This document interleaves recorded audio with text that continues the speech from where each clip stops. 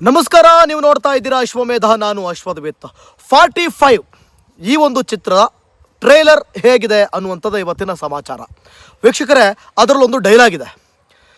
ಹುಟ್ಟಿನ ದಿನಾಂಕ ಏನು ನಾವು ಆ ಸಮಾಧಿ ಮೇಲೆ ಹುಟ್ಟಿನ ದಿನಾಂಕ ಹಾಕಿರ್ತೀವಲ್ಲ, ಆ ಹುಟ್ಟಿನ ದಿನಾಂಕ ಮತ್ತು ಸತ್ತ ದಿನಾಂಕ ಆ ಮಧ್ಯದಲ್ಲಿ ಒಂದು ಡ್ಯಾಶ್ ಇರುತ್ತೆ ಗೊತ್ತಾ? ಆ ಡ್ಯಾಶೇ ಮನುಷ್ಯನ ಜೀವನ. ಆ ಡ್ಯಾಶನ್ನು ಫುಲ್ಫಿಲ್ ಮಾಡೋದಿದೆಯಲ್ಲ, ಅದೇ ನಮ್ಮ ಒಂದು ಕರ್ತವ್ಯ, ನಮ್ಮ ಬದುಕು. ಇಲ್ಲಿ ಸತ್ತ ಮೇಲೆ 45 ದಿನಗಳ ಕಾಲ ಆ ಆತ್ಮ ಅಂದರೆ ಸತ್ತವನ ಆತ್ಮ ಭೂಮಿ ಮೇಲೆ ಓಡಾಡ್ತಿರುತ್ತೆ ಅನ್ನುವಂಥ ಒಂದು ಇಮ್ಯಾಜಿನೇಷನ್ನೋ ಅಥವಾ ನಂಬಿಕೆನೋ ಮೂಢನಂಬಿಕೆನೋ ಅಥವಾ ಸತ್ಯನೋ ಸುಳ್ಳೋ ಗೊತ್ತಿಲ್ಲ. ಬಟ್ ಹಿಂದಿನ ಕಾಲದಿಂದ ಕೂಡ ಆ ರೀತಿಯಾದಂಥ ಒಂದು ಮಾತಿದೆ.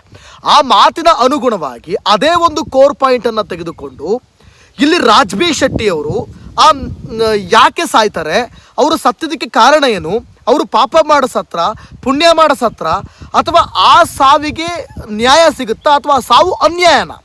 ಸೊ ಈ ಅನ್ಯಾಯದ ಸಾವನ್ನು ಕಾಪಾಡಲಿಕ್ಕೆ ಬರೋದೆ ಶಿವರಾಜ್ ಕುಮಾರ್. ಆ ಅನ್ಯಾಯದ ಸಾವನ್ನು ಕಾಪಾಡಕ್ಕೆ ಬಂದಂಥ ಶಿವರಾಜ್ ಕುಮಾರ್ ವಿರುದ್ಧ ಬರೋದೆ ಉಪೇಂದ್ರ.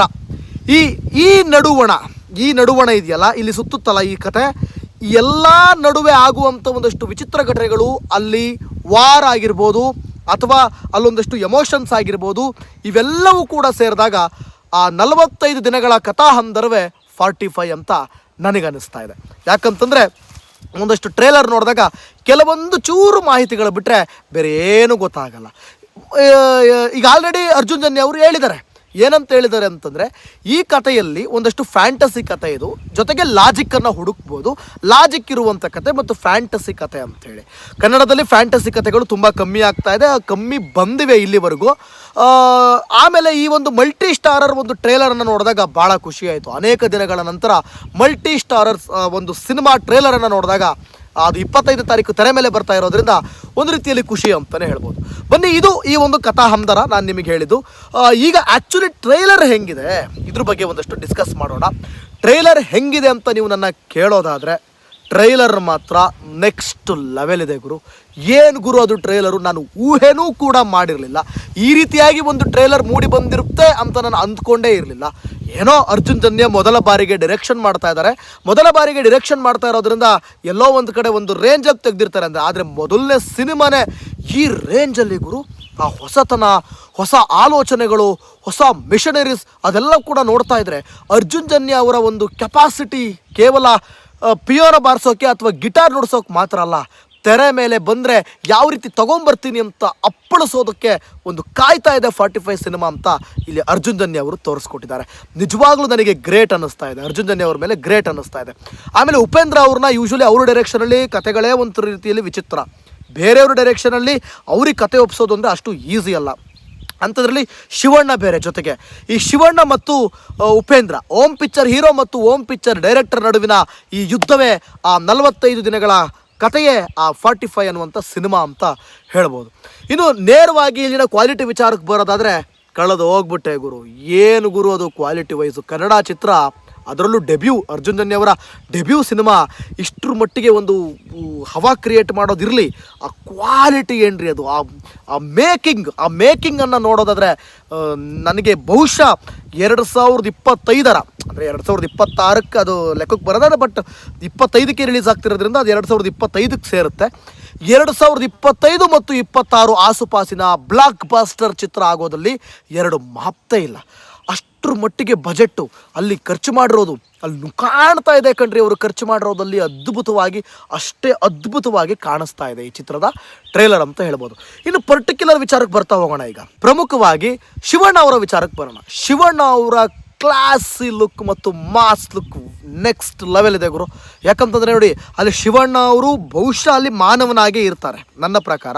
ಆದರೆ ಉಪೇಂದ್ರ ಜೊತೆ ಇರೋ ಒಬ್ಬ ಚೋಟ, ಅವರು ಬಹುಶಃ ಭೂಮಿ ಮೇಲಿನ ಮಾನವರಲ್ಲ, ಅವರು ಎಲ್ಲಿಂದನೋ ಬಂದವರು. ಅದೇನು ಅಂತ ನಾವು ಸಿನಿಮಾದಲ್ಲೇ ನೋಡಬೇಕು.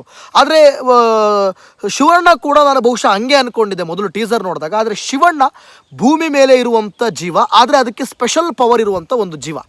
ಸೊ ಆ ಸ್ಪೆಷಲ್ ಪವರ್ ಏನು ಅದನ್ನು ಕೂಡ ನೋಡೋದಕ್ಕೆ ನಾನು ಸಿನಿಮಾವನ್ನು ಕಾಯ್ತಾ ಇದ್ದೀನಿ, ವೆಯ್ಟ್ ಮಾಡ್ತಾ ಇದ್ದೀನಿ. ಆ ಟ್ರೈಲರ್ ವೆಯ್ಟ್ ಮಾಡಿಸ್ತಾ ಇದೆ ಅಂತಲೇ ಹೇಳ್ಬೋದು.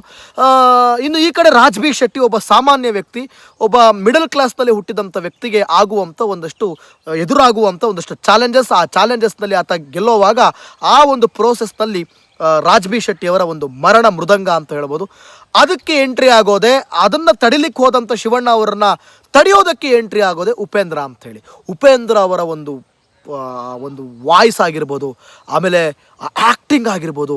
ಅವರು ನ್ಯಾಚುರಲ್ ಆಗಿ ಆ ನಾಯಿ ಅನ್ನ ಹಾಕಿದಾಗ ನಾಯಿ ನಾಲಿಗೆ ಹಾಕಿ ನೆಕ್ಕಿ ನಿಮಗೆ ಕುಡಿಯುತ್ತಲ್ಲ, ಆ ಥರ ಒಂದು ಸನ್ನಿವೇಶ ಯಾರ್ರೀ ಮಾಡ್ತಾರೆ? ಒಬ್ಬ ಸ್ಟಾರ್ ಮಾಡ್ಲಿಕ್ಕೆ ಸಾಧ್ಯನಾ ಅದನ್ನು? ಇಲ್ಲ, ಸಾಧ್ಯನೇ ಇಲ್ಲ. ಒಬ್ಬ ಸ್ಟಾರ್ ಮಾಡ್ಲಿಕ್ಕೆ ಅದನ್ನು ಸಾಧ್ಯನೇ ಇಲ್ಲ. ಒಬ್ಬ ಸ್ಟಾರ್ ಕೈಯಲ್ಲಿ ಅದನ್ನು ಮಾಡಿಸೋದು ಅಂದರೆ ಅಷ್ಟೊಂದು ಈಸಿನಾ? ನಾಯಿ ಹಾಗೆ ಅದನ್ನು ತಟ್ಟೆನ ನೆಕ್ಕೋದು ಅಂತಂದರೆ ಏನು ಸಾಮಾನ್ಯವಾದಂಥ ವಿಚಾರ ಅಲ್ವೇ ಅಲ್ಲ. ಇದು ಒಂದು ವಿಚಾರ. ಅಂದರೆ ಇನ್ನೊಂದು ಕಡೆ ಶಿವಣ್ಣ ಅವರ ಒಂದು ಕೊನೆಯ ಟ್ರೇಲರ್ನ ಕೊನೆಯ ಲುಕ್ ಅಂತಂದರೆ ಅದು ಬಂದುಬಿಟ್ಟು ಆ ಲೇಡಿ ಗೆಟಪ್ ಹಾಕಿರೋದು ಗುರು. ಏನು ಗುರು ಅದು ಲೇಡಿ ಗೆಟಪ್ ಹಾಕಿರೋದು, ನೆಕ್ಸ್ಟ್ ಲೆವೆಲ್ ಗುರು ಅದು ಲೇಡಿ ಗೆಟಪ್ಪು. ಊಹೆ ಕೂಡ ಮಾಡ್ಲಿಕ್ಕೆ ಸಾಧ್ಯ ಇಲ್ಲ ಶಿವಣ್ಣ ಅವ್ರನ್ನ ನಾವು ಈ ರೀತಿ ಕಣ್ಣು ತುಂಬಿಕೊಳ್ಳೋದನ್ನು.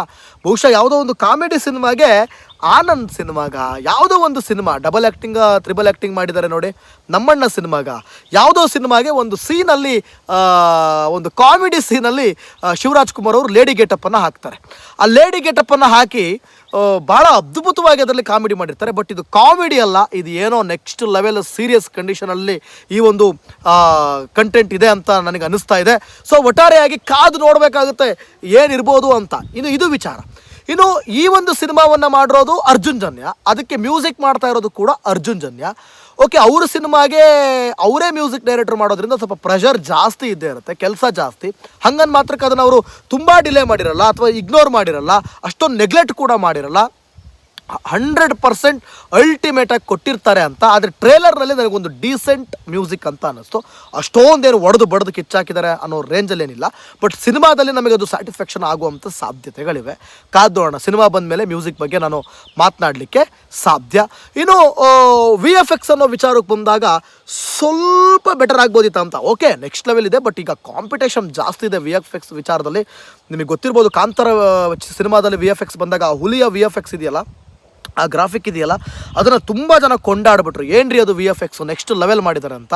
ಎಲ್ಲೂ ಕೂಡ ಅದು ಫೇಕ್ ಹುಲಿ ಅಂತ ಗೊತ್ತಾಗಲ್ಲ ಅಂತ. ಸೊ ಇಲ್ಲಿ ಕೆಲವೊಂದು ಸೀನ್ಗಳನ್ನು ನೋಡ್ತಾ ಇದ್ರೆ,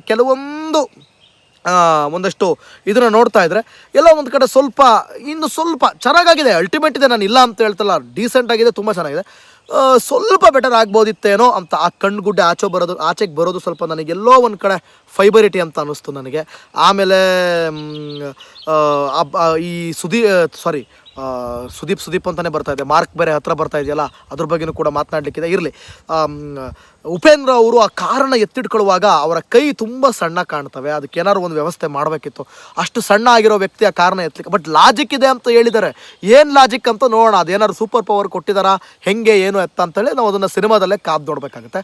ಸೊ ಒಟ್ಟಾರೆಯಾಗಿ VFX ಇನ್ನೂ ಸ್ವಲ್ಪ ಬೆಟರ್ ಆಗಬೇಕಿತ್ತು ಅಂತ ನನಗನ್ನಿಸ್ತಾ ಇದೆ. ಮತ್ತು ಹಾವಿನ ತೋರಿಸುವಾಗ ಸ್ವಲ್ಪ ಬೆಟರ್ ಆಗಬೇಕಿತ್ತು ಅಂತ ನನಗನ್ನಿಸ್ತಾ. ಚೆನ್ನಾಗಿದೆ, ನಾನು ಇಲ್ಲ ಅಂತ ಹೇಳ್ತಲ್ಲ, ನಿಜವಾಗ್ಲೂ 95% ಅಲ್ಟಿಮೇಟ್ ಆಗಿದೆ. ಆ 5% ಎಲ್ಲೋ ಸ್ವಲ್ಪ ಬೇಕು ಅಂತ ನನಗನ್ನಿಸ್ತಾ ಇದೆ. ಕಥೆಯಲ್ಲಿ ಏನು ಬಿಟ್ಕೊಟ್ಟಿಲ್ಲ, ಬಟ್ ಒಂದಂತೂ ಸತ್ಯ, 45 ದಿನಗಳ ಒಂದು ರೋಚಕ ಕಹಾನಿ ಅಂತೂ ಇದ್ದೇ ಇರ್ತದೆ ಅದರಲ್ಲಿ. ಅದಕ್ಕೆ 45-45 ಅಂತ ನೇಮನ್ನು ಇಟ್ಟಿರೋದು. ಸೊ ಮಲ್ಟಿ ಸ್ಟಾರರ್ ಸಿನಿಮಾ ನೋಡೋದಕ್ಕೆ ನಾನಂತೂ ವೆಯ್ಟ್ ಮಾಡ್ತಾ ಇದ್ದೀನಿ. ಅವತ್ತೇ ಮಾರ್ಕ್ ಸಿನಿಮಾ ಕೂಡ ಬರ್ತಾ ಇದೆ. ಸೊ ಎರಡೂ ಸಿನಿಮಾಗೂ ಕೂಡ ಒಳ್ಳೆಯದಾಗಲಿ, ಎರಡೂ ಸಿನಿಮಾಗಳು ಕೂಡ ಒಳ್ಳೆ ಯಶಸ್ವಿ ಆಗಲಿ. ಉಪೇಂದ್ರ ಅವರ ಮತ್ತು ಈ ಲುಕ್ ಅಂತೂ ನನಗೆ ತುಂಬ ಇಷ್ಟ ಆಗೋಯಿತು. ಉಪೇಂದ್ರ ಅವರ ಒಂದು ಈ ಜಿದ್ದಿಗೆ ಬಿದ್ದು ಆ್ಯಕ್ಟಿಂಗ್ ಮಾಡಿರೋದು, ಆಮೇಲೆ ದೊಡ್ಡ ಸ್ಟಾರ್ ಆಗಿರುವಂಥ ಶಿವರಾಜ್ ಕುಮಾರ್ ಅವರು ಲೇಡಿ ಗೆಟಪ್ನ ಈಗ ಹಾಕೋದು ಅವೇನು ಸಾಮಾನ್ಯವಾದ ವಿಚಾರ ಅಲ್ವೇ ಅಲ್ಲ. ರಾಜ್ ಬಿ ಶೆಟ್ಟಿ ಅವರ ಒಂದು ಡೀಸೆಂಟ್ ಕ್ಯಾರೆಕ್ಟರ್, ಅವರಂತೂ ಚಚ್ಚಿ ಬಿಸಾಕಿರ್ತಾರೆ ಅಂತ ಗೊತ್ತು. ಈ ಇಬ್ಬರ ಸ್ಟಾರ್ಗಳ ಆಗಮನ ಮತ್ತು ರಾಜ್ ಬಿ ಶೆಟ್ಟಿ ಅವರ ಆ್ಯಕ್ಟಿಂಗ್, ಇವೆಲ್ಲವನ್ನು ಕೂಡ ಅರ್ಜುನ್ ಜನ್ಯ ಅವರ ಮೊದಲ ಡೈರೆಕ್ಷನ್ ನೋಡೋದಕ್ಕೆ ನಾನಂತೂ ತುಂಬ ಕುತೂಹಲಕಾರಿಯಾಗಿದ್ದೀನಿ.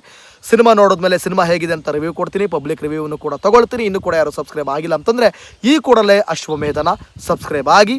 Thank you.